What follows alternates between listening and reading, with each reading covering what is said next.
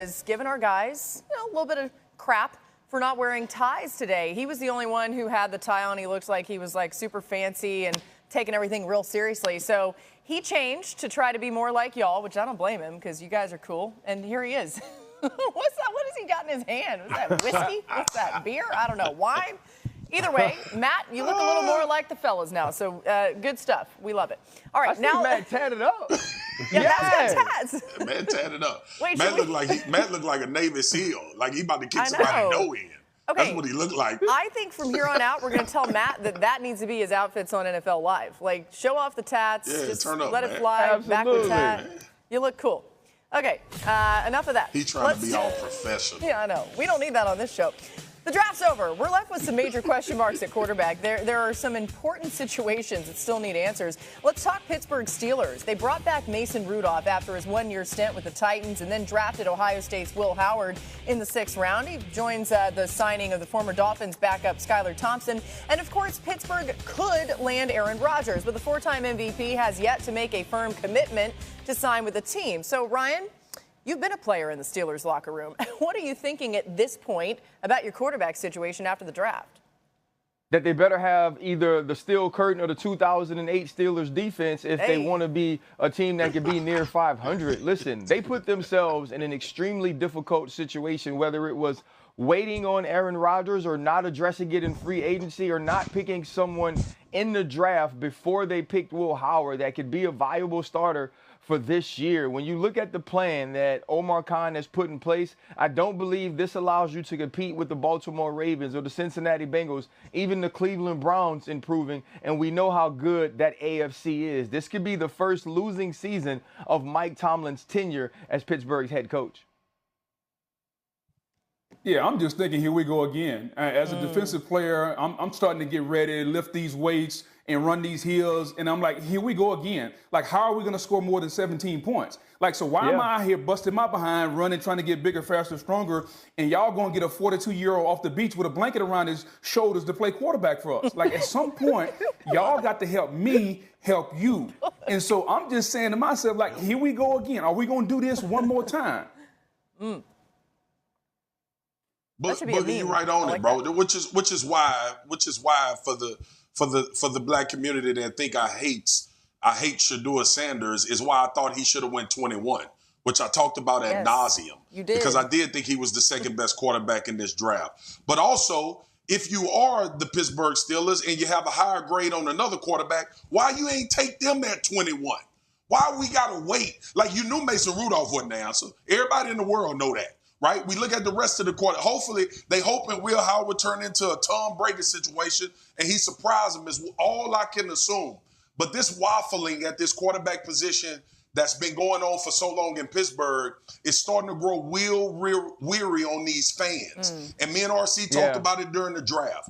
What are they going to do to not only instill some hope at that position, but more importantly, reinvigorate the dudes in that locker room? You go get receivers in DK Metcalf, and you don't have anybody to get them the ball consistently. If it ain't Aaron Rodgers, which y'all know I said I wouldn't touch with a 10-foot pole, I think they should have took one of these quarterbacks, which I thought would be Shedeur at 21.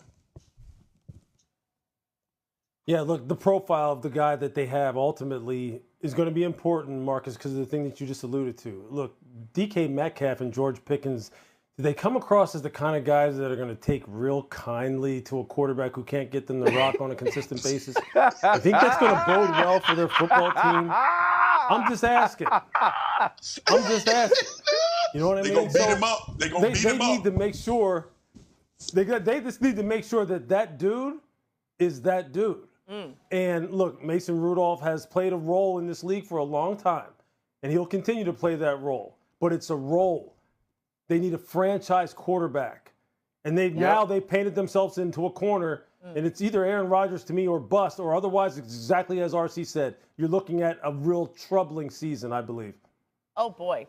All right. Well, hey, by the way, guys, that bottle Matt Miller was holding. See huge smiles from the four of you, okay? Because all you ever want to do is talk about defense. Now we have even more defense as we welcome Booger McFarland into the show. Let's do a deeper dive into what it takes to play defense at the highest level. This is going to be chicken soup for our defensive souls, okay? Take a look at this clip of Ravens first-round pick Malachi Starks, favorite of mine, when he was asked to break down one of his interceptions.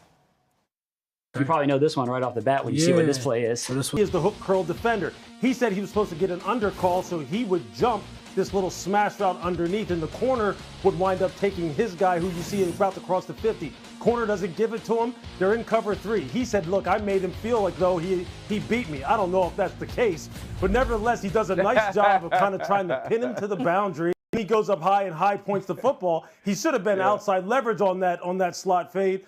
And he said, hey, you know what, I was just baiting him. I was trying to get him to throw it, But, that's what he's supposed to say. I'm sure Kirby Smart came to the sideline and was like, you better get your rear end outside on that. You have middle of the field safety help. But what it is, it's cool. Like when you hear that, as RC knows and as Marcus knows and Booger knows, that is sweet music to us when people start talking like that. 3-by-1, tight end at 3, speed in the slot, where's your help, all that stuff. Although, Booger and Marcus, most times they just want to know where the strength is and whether or not they're rushing or playing and run. That's all they want to know anyway. That's all they want to know. Yeah, I love listening to Malachi because you can see it points to the way Kirby Smart teaches defense at Georgia. I got an opportunity to play for Nick Saban. You get from most college coaches, and him, Malachi Starks, just go through the progression of understanding not only tips and tendencies and formation alignment, but also how he's supposed to play through the integrity of the defense. This is a guy who can make plays on the back end. We saw him play a ton of slot last year, so I'm extremely interested to see how Baltimore will acclimate him into this defense, especially with Kyle Hamilton and Ardarius Washington, who were extremely solid at the safety position. Kyle, obviously a star. How does Malachi Starks factor in? Because Marlon Humphrey is a slot guy as well.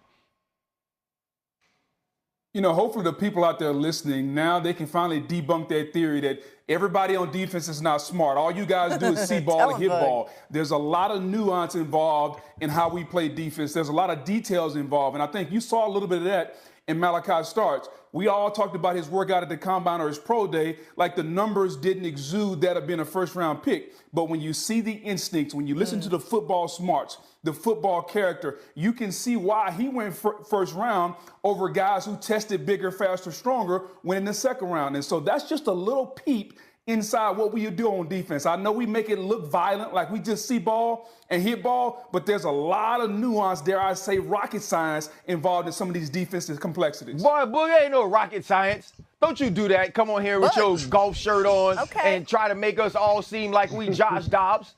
There were absolutely, Laura, it was absolutely sometimes I saw the ball and I went to hit the ball. Okay, but that's the nuance of it all, right? Like, you guys, listen, you may be painted a certain way that, you're out here just, trying to attack people, but no. It's delicate at times. It's very smart and strategic, swagoo. I've heard your falsetto, so I know this is true. Go ahead. You already know it. You already know it. Well, we different from RC, because RC would absolutely black out in games and not worry about anything but trying to send somebody to the hospital. So he's speaking from a completely different prism than me and Boog and Lou. Yeah, we like to hit people hard, but we were definitely not trying to end them. Here's the thing, man. Like, right. It always reverts back to the things we heard. And RC mentioned we played for Saban. Lou played for Nick Saban, and Boog obviously played at a very high level. Was a phenomenal D tackle. Half of defense is knowing where to be.